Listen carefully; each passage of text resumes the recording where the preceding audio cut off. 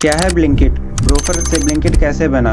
ग्रोफर कैसे paper tap और local बनिया से आगे निकल गया? कैसे स्विगी, इंस्टामार्ट और जेप्टो ग्रोफर के सबसे बड़े कॉम्पिटिटर बने? और आखिर में ऐसा क्या हुआ कि जोमेटो ने ब्लिंकिट को खरीद लिया? Zomato's board has approved the acquisition of online grocery platform Blinkit. Well, food aggregator Zomato's board has approved the acquisition of online grocery platform Blinkit. Zomato's board has approved the acquisition of online grocery platform Blinkit. नमस्कार मित्रों, दिसंबर 2013 अलविंदर ढींसा और सौरभ कुमार ने मिलकर Grofers की शुरुआत की। Grofers के CEO ने भारतीय बाजार को काफी बारीकी से देखा तो उन्होंने पाया भारतीय बाजार में इंटरनेट का दौर काफी तेजी से आगे बढ़ रहा था। उन्होंने देखा कि लोग इंटरनेट का इस्तेमाल करके खाना और कैब आसानी से घर बुला लेते थे। उन्होंने ये नोटिस किया कि खाना तो लोग घर मंगा लेते हैं, लेकिन ग्रोसरी आइटम्स के लिए उन्हें अभी भी घर के बाहर जाना पड़ता था, फिर चाहे वो नमक ही लाने क्यों ना जाना पड़े। ग्रोफर्स के सीईओ अलविंदर ढींसा और सौरभ कुमार ने इस समस्या का समाधान करने के लिए ग्रोफर्स की शुरुआत की। उन्होंने एक मोबाइल एप्लीकेशन बनाया जिसमें उनके कस्टमर्स एक सिंगल क्लिक करते ही ग्रोसरी आइटम्स को अपने घर मंगा सके। ग्रोफर्स 2013 में लॉन्च हुआ और देखते ही देखते उसने पेपर टैप और लोकल बनिया की वाट लगा दी। बेसिकली उनका डाउनफॉल शुरू हो गया, क्योंकि ग्रोफर्स अपने कस्टमर्स को फ्रेश फ्रूट्स और वेजिटेबल्स उनके घर तक केवल 90 मिनट्स में पहुंचा देता था। उस समय ग्रोफर्स 20,000 से भी ज्यादा प्रोडक्ट डिलीवरी करता था, फिर चाहे वो ग्रोसरी आइटम हो, बेकरी आइटम्स हो या फ्लावर्स हो या फ्रूट्स एंड वेजिटेबल्स। इवन वो इलेक्ट्रॉनिक एसेसरीज को भी सिर्फ सिंगल क्लिक में उनके घर तक डिलीवरी करता था। देखते ही देखते ग्रोफर्स अपने आप को फैलाने लगा। अहमदाबाद, बेंगलुरु, चेन्नई, दिल्ली एनसीआर, हैदराबाद, जयपुर, इन 10 बड़े शहरों में अपने आप को उसने बड़ी तेजी से फैलाया। 2021 तक Grofers e commerce business model use करके ग्रोफर्स अपने इन 10 बड़े शहरों में अपने डार्क स्टोर्स ओपन करने लगा। इवन गुड़गांव में ग्रोफर्स ने 7,000 से भी ज्यादा ग्रोसरी आइटम को सिर्फ 15 मिनट में डिलीवरी करने लगा। अगर आप इस वीडियो को ध्यान से देख रहे हो तो आपके दिमाग में क्वेश्चन जरूर उठा होगा कि 2013 में ग्रोफर्स पहले 90 मिनट की डोर स्टेप डिलीवरी करता था, अब वह घटकर सिर्फ 15 मिनट कैसे हो गया?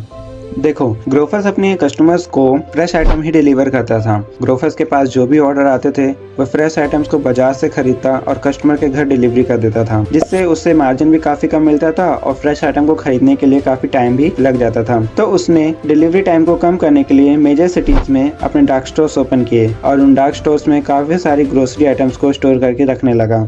ग्रोफर्स को पहले से बहुत ज़्यादा आसान हो गया था अपने कस्टमर्स के घर डिलीवरी करना। क्यों? क्योंकि उसने अपने डार्क स्टोर्स ओपन किए थे और उसमें काफ़ी सारे सामान स्टोर करके रखा था। जैसे ही किसी कस्टमर का ऑर्डर आता वह सामान पैक करता और अपने डिलीवरी एजेंट्स को देके उनके घर तक डिलीवर कर देता था। जो ऑर्डर 90 मिनट में डिलीवर होता था अब वह घटकर केवल और केवल 15 मिनट हो गया। 2013 से 2021 तक ग्रोफर्स ने काफ़ी अच्छी तरक्की की। यहाँ तक कि ग्रोफर्स के सीईओ अलविंदर ढींसा ने अगस्त 2021 में 10 मिनट ग्रोसरी डिलीवरी का प्लान लेके आए और ग्रोफर्स के सीईओ ने यहीं से ही ग्रोफर्स का नाम बदलकर ब्लिंकिट रख दिया। और ये नाम उन्होंने ऐसे ही नहीं रखा था, उनका एक विजन था, वो था 10 मिनट ग्रोसरी डिलीवरी का। यहाँ से ही ग्रोफर्स, जिसका नाम बदलकर ब्लिंकिट रख दिया था, उसके बुरे दिन शुरू हो गए। 10 मिनट ग्रोसरी डिलीवरी को लेकर बहुत से लोगों ने ब्लिंकिट को क्रिटिसाइज किया। लोग सोचते थे कि ब्लिंकिट अपने राइडर्स को तेज गाड़ी चलाने के लिए फोर्स करता है और अपने राइडर्स को इंडियन ट्रैफिक रूल तोड़ने के लिए मजबूर करता है ताकि डिलीवरी 10 मिनट में पॉसिबल हो सके। अलविंदर ढींसा ट्वीट करते हुए बोलते हैं और ये क्लैरिफाई करते हैं कि वो 10 मिनट ग्रोसरी डिलीवर कैसे करते हैं। वह बताते हैं कि उनके डार्क स्टोर्स उनके कस्टमर के 2 किलोमीटर के दायरे में हैं। उनके पास दिल्ली में 60 से भी ज्यादा डार्क स्टोर्स हैं और गुड़गांव में 30 से भी ज्यादा डार्क स्टोर्स हैं। और वह ये भी बोलते हैं जहां घनी आबादी वाला क्षेत्र है वहां पे 90% ऑर्डर्स उनके राइडर्स 15 मिनट के अंदर डिलीवर करते हैं और राइडर की जो स्पीड होती है वो 10 किलोमीटर पर आवर होती है। यहीं पर ही ब्लिंकिट के 2 बड़े कॉम्पिटिटर उभरे। जेप्टो न्यू स्टार्टअप करने के साथ ही 10 मिनट ग्रोसरी डिलीवरी की स्कीम लेकर आया और स्विगी, इंस्टामार्ट ने $700 मिलियन इन्वेस्ट किया अपने आप को ग्रो करने के लिए। यहाँ पर ब्लिंकिट के लिए एक प्रॉब्लम क्रिएट हो गई। ब्लिंकिट को 10 मिनट ग्रोसरी डिलीवरी करने के लिए काफी सारे डार्क स्टोर्स की जरूरत थी और ब्लिंकिट के पास इतना फंड नहीं था। तो जोमेटो ने मार्च 2022 में ब्लिंकिट को $150 मिलियन की फंडिंग की और बदले में ब्लिंकिट के 10% स्टॉक खरीद लिए। फिर कुछ ही महीने बाद ये न्यूज आई कि जोमेटो ने पूरी तरीके से ब्लिंकिट को खरीद लिया, वो भी सिर्फ $569 मिलियन में। इंडियन करेंसी में बात करें तो 4,447 करोड़ में। ब्लिंकिट अब पूरी तरीके से बिक गया था।